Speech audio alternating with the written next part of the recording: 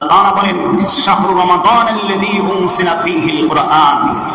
কুরআনুল কারীমকে আল্লাহ তাআলা 12টি মাসের ভিতর একটি মাসে নাযিল করেছে। বলেন তো সেই মাসটির নাম কি? মাহে রমজান। উনসিলা ফীহিল কুরআন। রমজানের মধ্যে আল্লাহ তাআলা কুরআনকে নাযিল করেছে। হুদাল লিন-নাস, মানুষের জন্য হিদায়াত। মানুষ কোরআনের সংস্পর্শে যদি যায়, কোরআনের কাছে যদি যায়, তাহলে হিদায়াত পাবে, ইহদিনাস সিরাতাল মুস্তাকিমের পথ পাবে। কিন্তু মানব রচিত কোন বিধানের কাছে গেলে সেখানে হিদায়াত পাওয়া যাবে না। সম্মানিত উপস্থিতি, ওয়াবাইয়িনাতিন মিনাল হুদা ওয়াল ফুরকান, সুস্পষ্ট হিদায়াত কোরআনে আছে। সত্য মিথ্যা পার্থক্যকারী একটি কিতাব, সেই কিতাবের নাম হলো কোরআন। আচ্ছা বলেন তো, কে হক কে বাতিল, কে জান্নাতি কে জাহান্নামী, এটা একমাত্র সমাধান দিতে পারে আল কোরআন। কোরআন ছাড়া অন্য কোন কিতাব কি এটা দিতে পারে? যারা বলেন পারে, পারে না। এই জন্য কোরআন দিয়ে যদি আমরা সমাজ গড়তে পারি, বিচার ব্যবস্থায় যদি কোরআনকে ফিট করতে পারি, তাহলে ইনসাফ প্রতিষ্ঠিত হবে, সমাজের সব মানুষ ন্যায় বিচার পাবে। সব জায়গায় যদি কোরআনকে ফিট করা যায়, তাহলে মানুষ আর জুলুমের শিকার হবে না, মানুষ সোনার মানুষে পরিণত হয়ে যাবে, ন্যায় ইনসাফের বিচার পেয়ে যাবে। সমান্ত উপস্থিতি, আল্লাহ তাআলা বললেন এই কোরআনুল কারীমে আল্লাহ তাআলা বলে দিয়েছেন শাহরু রমাদান আল্লাযী উনসিলা ফীহিল কুরআন হুদাল লিন-নাস ওয়া বায়্যিনাতিন মিনাল হুদা ওয়াল ফুরকান ফামান শাহিদা মিনকুমুশ শাহরা ফালইয়াসুমহু। তোমরা যদি এই মাসটা পাও, তাহলে অবশ্যই তোমরা রোজা রাখবা। এখন আমরা যারা মাহে রমজান মাস পেয়েছি, মাহে রমজান মাস পেয়ে রোজা রেখেছি, বলেন তো আল্লাহ পাক আমাদের উপর খুশি না বেজার? একটু জোরে বলেন, খুশি না বেজার? অবশ্যই খুশি। সমান উপস্থিতি, রাসূল কারীম সাল্লাল্লাহু আলাইহি ওয়াসাল্লাম বলেন সালাতুল খামস ওয়াল জুমআতু ইলাল জুমআ ওয়া রমাদানু ইলা রমাদান মুকাফফিরাতুল লিমা বাইনাহুন্না ইজতানাবাতিল কাবাইর।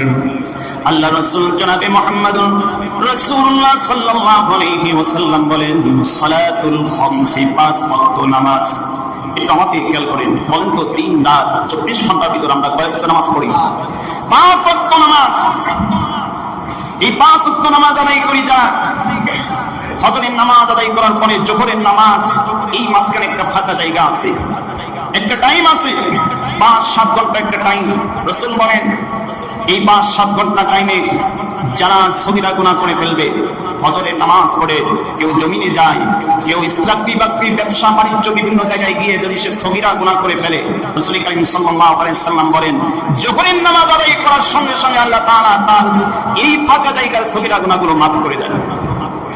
এরপর রাসূল বলেন এভাবে জোহর থেকে আসর, আসর থেকে মাগরিব, মাগরিব থেকে ইশা, প্রতিদিন 5 ওয়াক্ত যারা নামাজ আদায় করে, তারা 5 ওয়াক্ত নামাজ আদায় করবে, তারা যদি কবিরা গুনাহ থেকে বেঁচে থাকে, আল্লাহ রাসূল বলেছে আল্লাহ তাআলা তাদের সব সগীরা গুনাহগুলো আল্লাহ তাআলা মাফ করে দিবেন। তাহলে বলেন তো, যারা 5 ওয়াক্ত নামাজ আদায় করি, আমাদের কি আর সগীরা গুনাহ থাকে? প্রতিদিন যদি 5 বার আল্লাহ তাআলা মাফ করে দেয়, আর সগীরা গুনাহ থাকে না। এরপর রাসূল বলেন সালাতুল খামস ওয়াল জুমআতু ইলাল জুমআ, এক জুমা থেকে আরেক জুমা 1 সপ্তাহ। গত জুমায় যারা জুমার নামাজ আদায় করেছেন, এই জুমায় যারা জুমার নামাজ আদায় করতে এসেছেন, এই 1 সপ্তাহ ফাঁকা জায়গায় 1 সপ্তাহের ভিতর যারা কবিরা গুনাহ থেকে বেঁচে থেকে সগীরা গুনাহ করে ফেলেছেন, রাসূল বলে জুমার নামাজ গত সপ্তাহে আদায় করলাম, এই সপ্তাহে যখন জুমার নামাজ আদায় করলো, আল্লাহ রাসূল বলেন আল্লাহ তাআলা ওই বান্দার 1 সপ্তাহের সগীরা গুনাহগুলো মাফ করে দেন। সুবহানাল্লাহ। দেখেন 1 সপ্তাহ সগীরা গুনাহ জুমার নামাজ আদায় করার জন্য আল্লাহ তাআলা মাফ করে দেন। এরপর রাসূল বলেন রমাদান ইলা রমাদান, গত বছর যারা রমজানের রোজা রেখেছেন, আর এই বছর যারা রোজা রাখছেন, এই বছর যারা গোটা রমজানের রোজা রাখবেন, আল্লাহ রাসূল বলেন 1 বছর সে যত সগীরা গুনাহ করেছে, শুধু রমজানের রোজা রাখার জন্য আল্লাহ তাআলা তার সকল সগীরা গুনাহগুলো মাফ করে দেন। এখন বলেন আমার আপনার তাহলে 5 ওয়াক্ত নামাজ দরকার আছে না নাই? একটু জোরে বলেন, দরকার আছে না নাই?